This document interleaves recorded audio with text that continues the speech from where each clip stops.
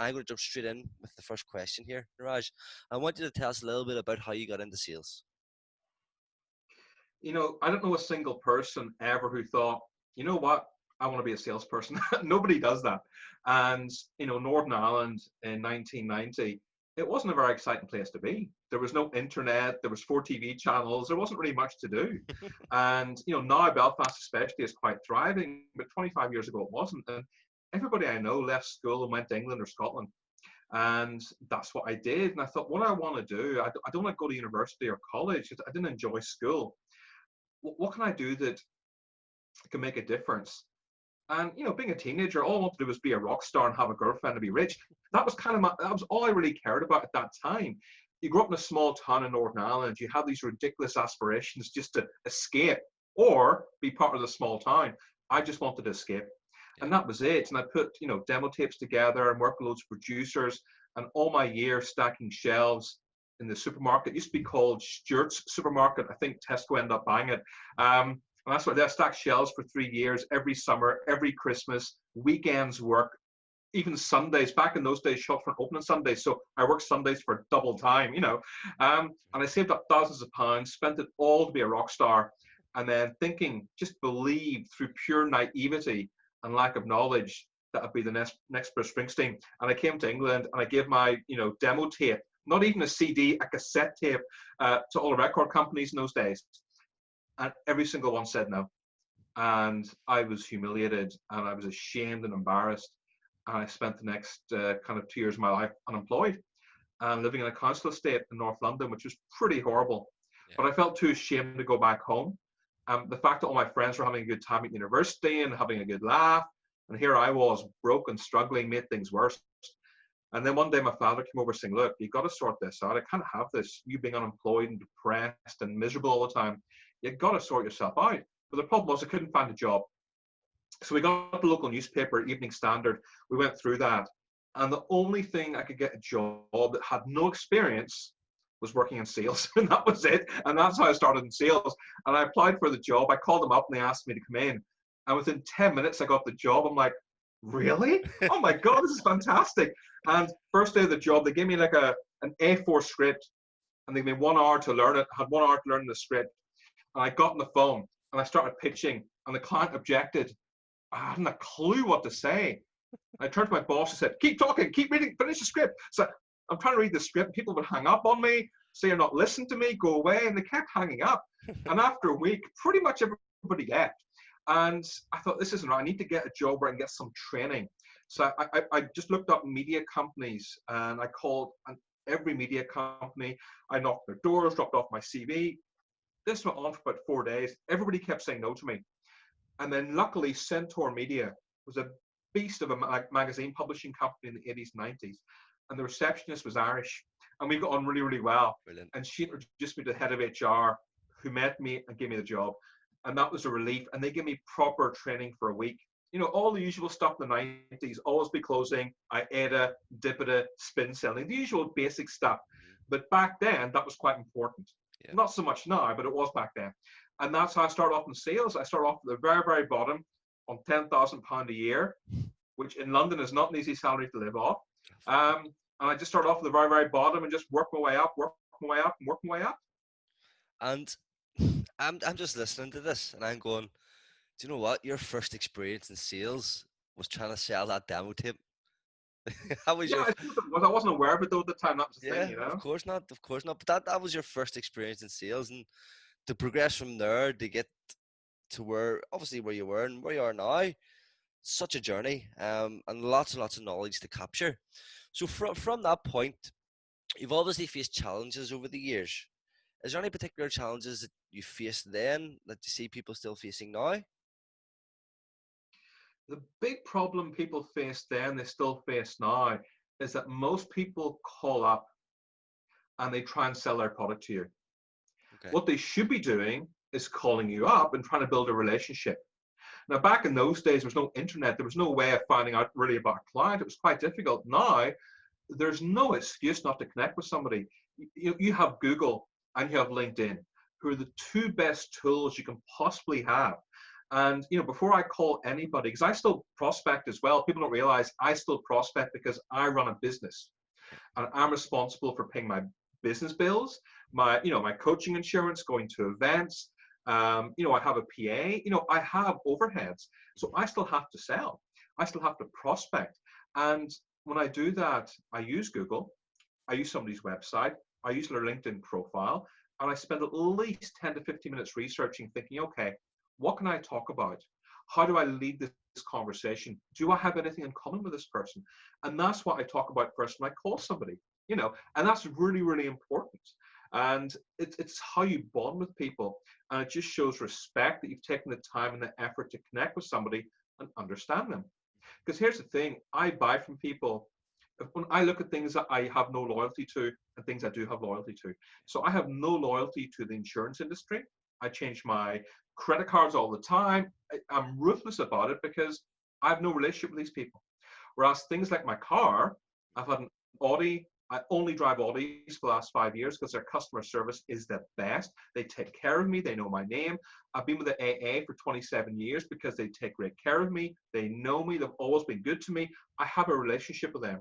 And when you have a relationship with somebody, you keep giving them business again and again and again and again. And that's worth so much long term. And even getting back to the Audi example, I've recommended several of my friends who are looking for new cars, go to the Audi garage in Milton Keynes. They're amazing. 7 of my friends have gone there. 2 of them bought cars.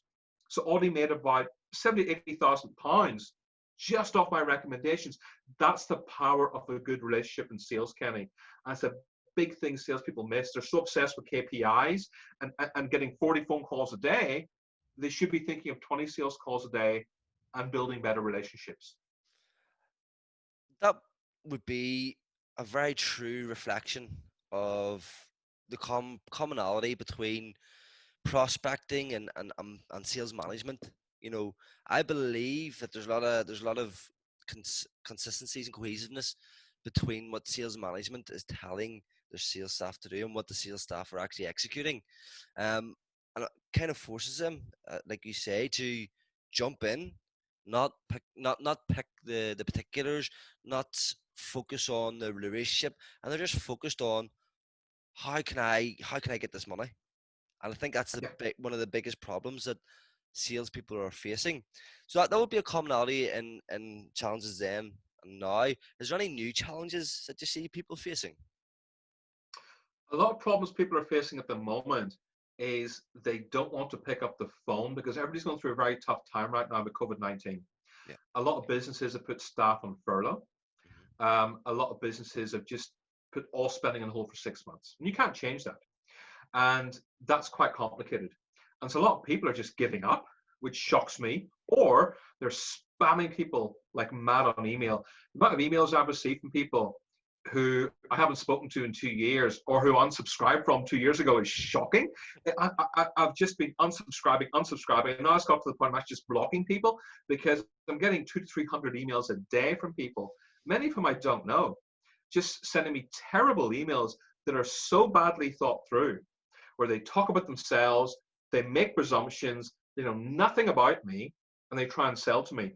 And I am never going to spend hundreds or even thousands of pounds ever on a course or a product ever unless I know who you are or I've spoken to you. So the big brands like the Tony Robbins or Brendon Burchard, that's different. I've spent thousands of them because I spent years following them and I trust them.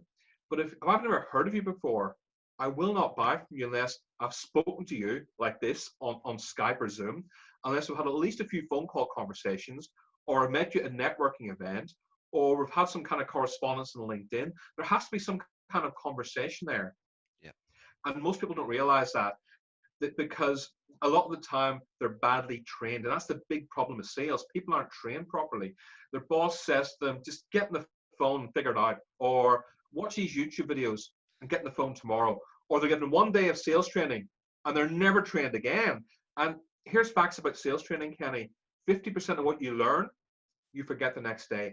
95% of what you learn at an event, you forget in a week. That's quite shocking. Yeah. And with my sales training, I keep people accountable. So I teach them in a way they are kept accountable. They have action points. And a week later, I follow up saying, okay, what has been done? But I work with the management to make sure the managers are always in my sales training. Yeah. The bosses have to sit in my sales. That's part of the rules. You can't just be in meetings while your staff are being trained. You have to understand what they're learning, what they're going through, what challenges they have. That way, as a boss, you can keep them accountable every single week. But most people don't invest in sales training. They see it as a cost and not an investment. One of the common things I see with sales training, actually, this is a challenge that we're touching on here as well, is that with sales training, the management or whoever it is that's brought the sales training in, they bring it in as a quick band-aid, and they do it Yeah, every single year like clockwork. I can guarantee you, you probably look at your diary in a year's time and say, I know this company, this company, and this company is going to reach out to me because this is when they do their sales training. Um, and most companies will do it like clockwork. What they don't actually realize, and you touched on it, is the accountability piece. But training isn't just one day, 1 week. Training is ongoing. Training is continuous, 365 days a year, every single hour, every single minute. And I'm a big believer that, just like you, if you're doing your sales training, it has to be continuous. There's no yeah. cutoff for it. So totally agree with you. And I think that is a big problem in the industry of selling when it comes to sales training. People get enough sales training. And when they do get the sales training, it's probably just a one off. And you'll not hear from them for maybe another year or 2 years until there's another big problem. So Yeah. I would say what people need to do, particularly sales management, and upper management within businesses, is really assess. For example, if you're in an IT company, or you have a large IT department, that IT department will have ongoing professional development. They will get certifications every couple of months. They will do training courses, refreshers to stay on top of their IT. So if you're in the sales game and you're trying to increase profit of the business and increase revenue, and you're trying to help your customers grow, why would you not invest the time in those trusted advisors that you're sending out on the front line, for continuous Exactly. development? You know. 100% agree. My brother, you look at my family, my brother's a tennis coach in Belfast. He spent years doing sports science, and then he became a tennis coach, but he still watches tennis matches all the time. He still practices tennis all the time. He still goes to competitions. He's always learning his craft. My mum is a physiotherapist. She spent 3 years becoming a physio, and she still went in training courses. My father was a doctor. At the age of approximately 50, he retrained to become a police surgeon. So if you imagine most police stations in Northern Ireland, they have GPs, unfortunately, Yeah. taking care of prisoners, which is the worst thing you can do because most GPs aren't trained to deal with prisoners. My father retrained at 50, so he was doing GP work during the day, police work at the weekend. And when he retired from being a GP at 65, he kept working as a police surgeon full time until he was 74. And it was amazing. And the thing was, he was one of the top people in Northern Ireland because he kept investing. And people would often say to him, for God's sake, you're 71 years old. Why are you still going to conferences for? He says, because I want to keep learning. I want to keep getting better.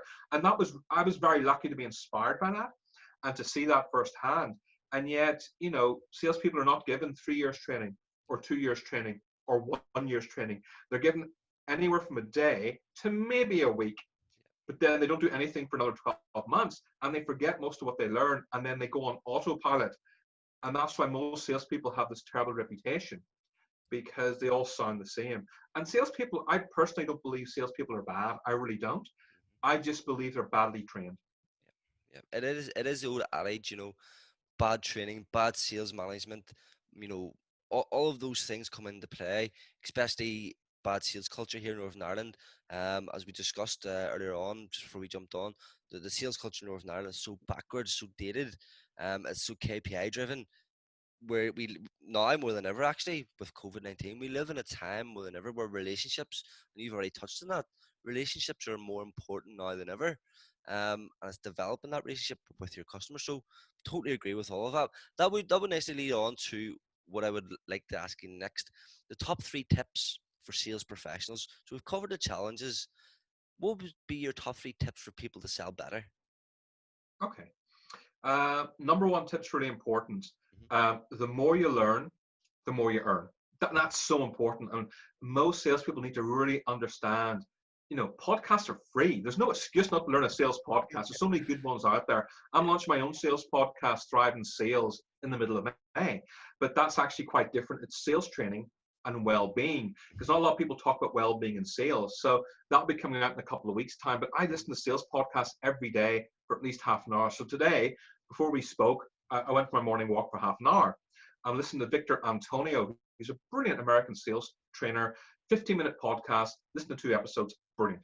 And all of a sudden, my mind's really sharp first thing in the morning. Now I'm spending time with you, sharing my knowledge. After this, I'm going to do a bit of reading for a sales book for half an hour. And then I'm going to, plan my week next week and probably write another article, which again pushes me further. So I'm constantly improving my craft. And the more salespeople learn, the more they will earn. That's just a fact. And I wish more people understood that. The top people understand it, but everybody else doesn't. So that's the first one. The more you learn, the more you earn. Second of all, if you really want to take yourself to another level, you work with a coach. So everybody knows all the best sports, all the best athletes, best footballers, golfers, they all have coaches, not just a physical coach, a nutritional coach. Many of them have business coaches because they're business owners. They have mindset coaches. Same with entrepreneurs. All the top business people in this country have, speaking coaches. They have mindset coaches, sales coaches, business coaches. You've got the same attitude. If you're working in a job, 9 to 5, and you aspire to something better, you need to have a sales trainer like me working with you, coaching you, and also keeping you accountable. It's not just what you learn. It's what you know a month later or 2 months later, and you need to have somebody keeping you accountable. And to give you an example, I have 2 coaches. I have a sales coach I work with once a month who keeps me accountable, and I hired a mindset coach in January because I went through a really horrible divorce last year. It was horrible in the sense that it was very emotional, very painful. I really struggled with it, and my mind was a real mess, and I struggled in my work. So what did I do? I hired a mindset coach, and he got me out of this within a week. He had sorted me out, and it was fantastic. But you have to invest in that. That's really important. And the third thing is, in terms of selling, the big takeaway I would say is stop trying to sell and start trying to help people. And you do that by asking questions, genuinely caring. And it's like what Brian Tracy says. Just imagine everybody you kind of speak to has a sign around their neck, Kenny, and says, just make me feel important.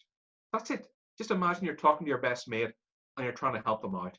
And that's how you got to treat your clients. And when you do these 3 really simple things, and they are very simple, nothing I'm saying to you is complicated here. Yeah. The more you learn, the more you earn. Get a coach like me to work with you. And thirdly, help as many people as possible. You'll be amazed the improvements you will have when it comes to your sales. I'm not just talking about salespeople. I'm talking account managers, business development managers, business owners, because business owners have to sell as well. Yeah, 100%. Um, Fantastic tips, and I would agree personally with all of them. I have mentors for a variety of different things: finance, sales, speaking, variety of different things, as well. So I would concur with that, and I know a lot of successful people as well that do have coaches. I actually believe that would be one of the biggest factors in becoming a better salesperson, a better person in general. Surround yourself. It is that old adage, isn't it? Surround yourself with the 5 people that you wish to be like, and you'll become like them. Um, so again, Oh, 100%. I try to 100%. follow. 10 I try to years follow ago, that. no, it's true. Listen, 10 years ago, I hung out with people who complained about the government, who blamed their families for everything, who were just negative all the time. Yeah. And guess what? That was my personality, unfortunately, because you become like the people you hang out with. You look at people I hang out with now, they're a mixture of some are CEOs of businesses, some are fellow sales trainers. Mhm. They're all incredibly positive because optimism, you always achieve more with optimism than pessimism. They're all very successful. We all invest massively in reading books. We all go to courses to better ourselves. We all have coaches. We all help others. We all do charity work. We all have the same boxes we tick. And those are the people I like to hang out with because they make me better. And they make me want to raise my game and be better. And those are the kind of people you want to have around you all the time, Kenny. Not just outside the office, but inside the office as well. What would you change about how people are selling at the moment, Niraj? I would say stop emailing. Just stop it. Stop doing massive group emails. It really doesn't mean anything. Yeah. What you got to do is really simple. You pick up the phone, you speak to somebody, and you say, "Look, everybody's going through a really tough time right now. I know I am. I know a lot of my clients are. Hmm. How can I best support you?" And then stop talking.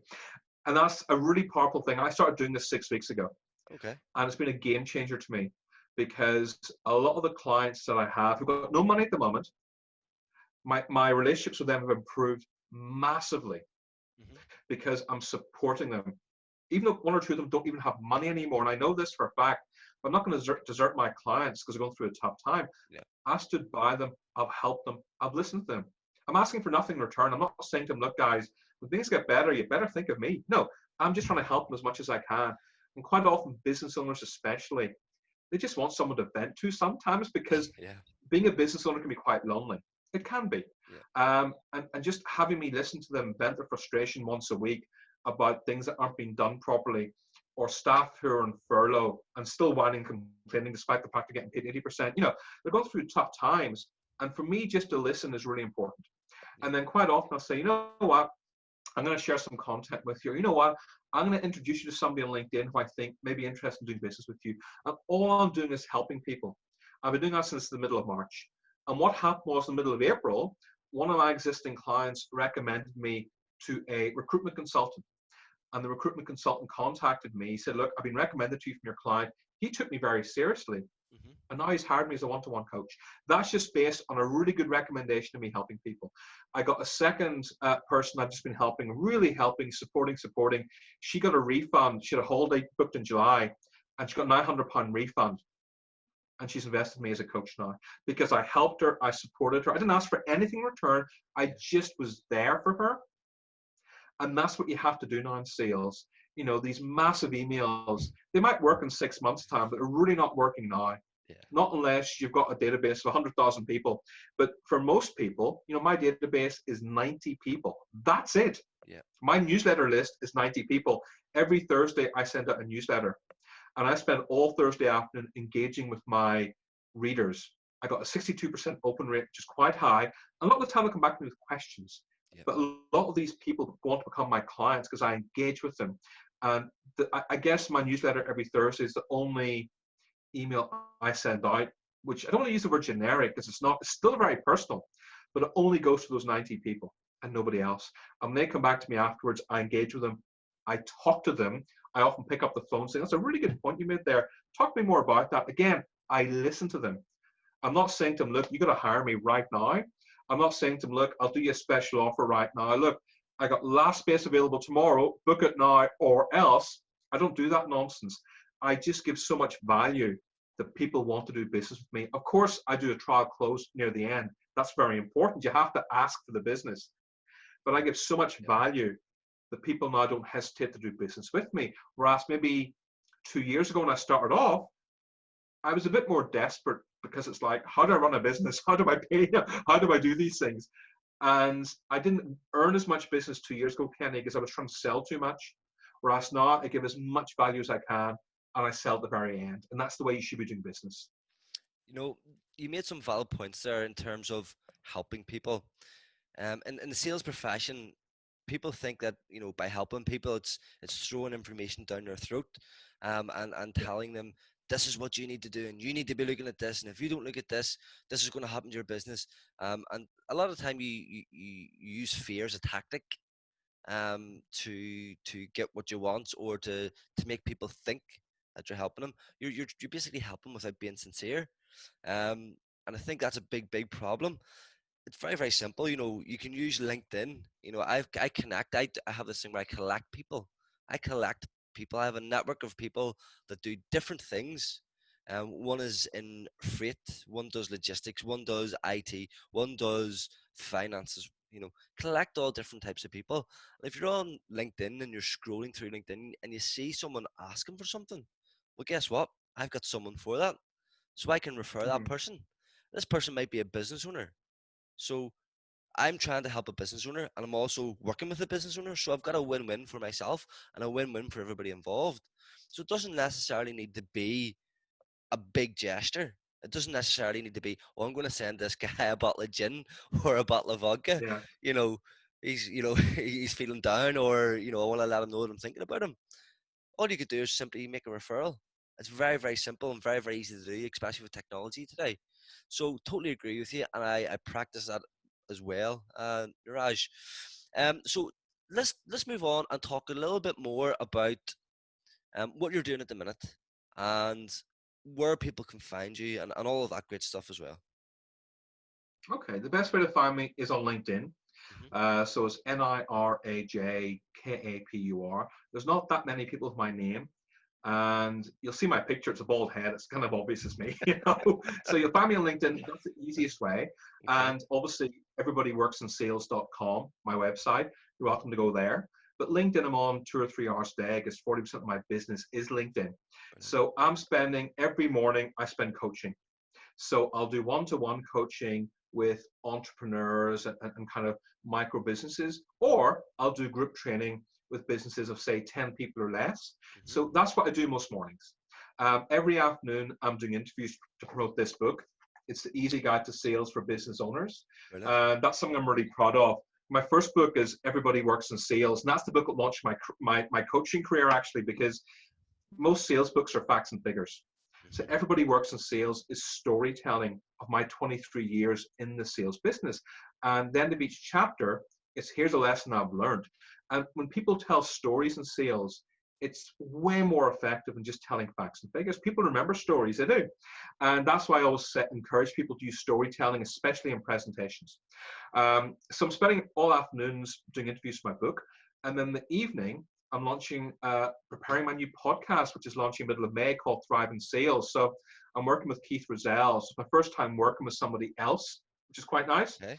And me and him are talking about sales training for half the show. And for the rest of the show, we're then talking about well-being, because well-being and sales are so important. Yeah. And there's so many sales podcasts out there, which are very good actually, but nobody talks about mental health or well-being or stress and how to deal with it. So every week we have guests on mindset, we have guests on who do therapy, tapping. We're going to have yoga people talking about yoga, acupuncture experts, people talking about how to have better well-being in the world of sales. So for me, it's probably the most important thing I've done because it's going to help so many people. And that's what I'm launching at the moment. So yeah, morning coaching, afternoon interviews, evening recording podcasts and helping people. Brilliant. And I think what you're doing in terms of the podcast is fantastic, Niraj. Um, 7 years of my sales career, I absolutely hated sales. It was because I was Mhm. so focused on the money, and I wasn't focused on anything else. And your mental health becomes impacted. That with the stresses of large targets and KPIs and everything else, it's not something a lot of people are actually taught about in life in general. So I think I read a statistic somewhere that sales was up there with one of the most stressful jobs, along with teachers and doctors, Mhm. because of the stresses and the pressures that people are put under. So commend you completely, and I'll certainly be tuning into that podcast for sure.